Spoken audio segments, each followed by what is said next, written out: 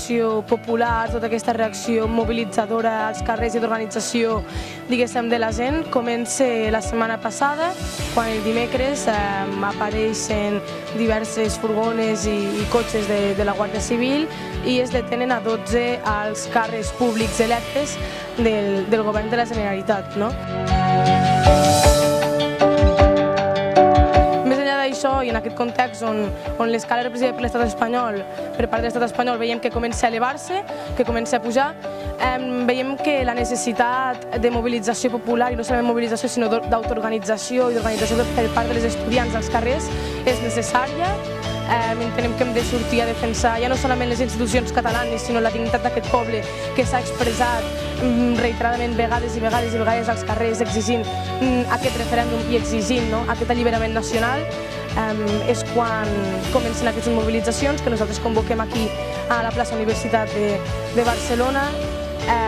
i que acaba amb aquesta ocupació de l'edifici històric de la UB. Aquí, en aquest edifici de la UB exactament, és on neix el Sindicat Democràtic d'Estudiants de la Universitat de Barcelona en l'etapa final del franquisme. És a dir, és aquí on els estudiants, ara fa 40 anys, estàvem lluitant contra el franquisme i lideràvem la lluita antifranquista. És aquí on va passar la caputxinada i on va haver repressió per part de Franco a tots aquests estudiants que estaven organitzant per enderrocar aquest règim. I una mica és tornar-li a donar aquesta volta, aquesta simbologia i dir si apostem pel referèndum però som antifeixistes i els estudiants hem d'estar al seu moment polític igual com vam estar en aquell moment, igual com hem estat amb tots els processos històrics i polítics que hem pogut veure, com podem parlar del maig de 68, podem parlar del no a la guerra i podem parlar de molts d'altres. Al llarg de tota la setmana s'han fet diverses activitats, xerrades, tallers, conferències i s'ha intentat teixir i buscar aquest objectiu que era l'organització de l'estudiantat i del jovent. I és aquí quan ahir vam viure una manifestació, la manifestació juvenil estudiantil més gran de la història. Eren uns 80.000 estudiants les que vam sortir als carrers amb la consigna molt clara i és el diumenge hem de votar, el diumenge votarem.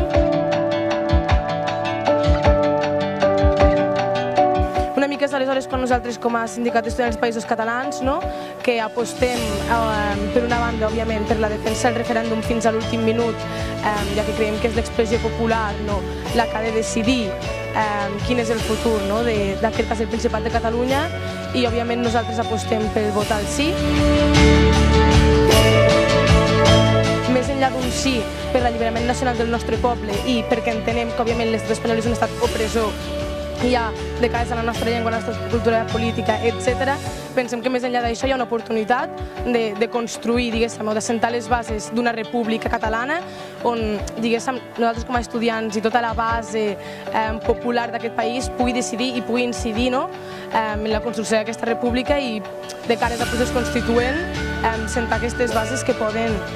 realment canviar moltes de les situacions que ens veiem ara.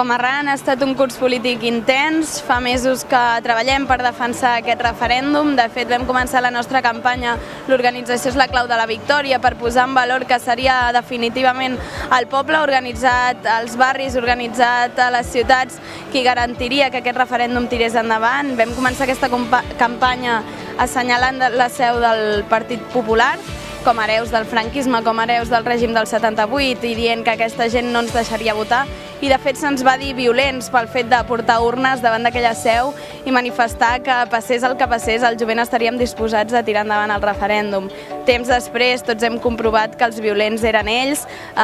s'han donat diverses detencions, tant de gent del govern com militants nostres, i fa mesos que ho dèiem, que la repressió no era una amenaça, sinó que la repressió ja estava sent un fet. En tant que joves estem disposades a defensar el referèndum, com hem fet aquests dies als centres educatius, amb les vagues estudiantils, però també com a treballadores als centres de treball i, en definitiva, a qualsevol espai d'organització popular, que el que permeti és donar eines a la gent per sentir-se part, partícip imprescindible de la celebració d'aquest referèndum.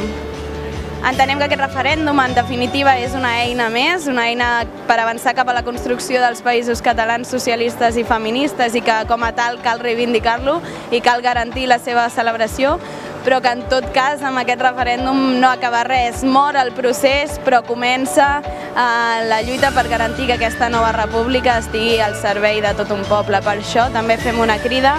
a organitzar-nos per garantir que el procés constituent sigui de base popular i organitzat arreu de tot el territori.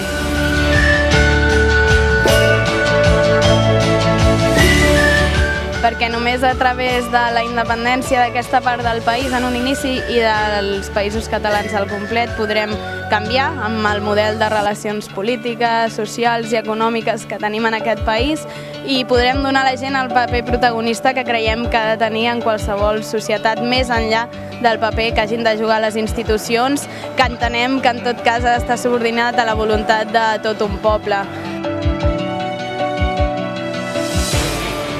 Creiem que aquest referèndum i un procés revolucionari com el que s'està vivint serà sempre un impuls que ens farà avançar cap a la lluita de classes, que els carrers seran sempre nostres, s'està cridant dia rere dia,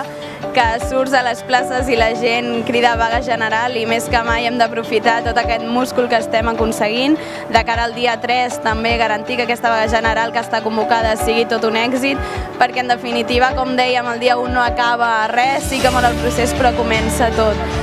Llavors, l'organització és la clau de la victòria, era el lema de la nostra campanya i creiem que en aquests dies s'ha vist que realment era així perquè està sent la gent organitzada i de base qui està garantint que per molt que hi hagi detencions de càrrecs polítics, per molt que s'interceptin diferents aspectes a nivell tècnic d'aquest referèndum, al final si som la gent als carrers i als col·legis disposats a votar i a defensar de manera activa però no violenta aquest referèndum, guanyarem.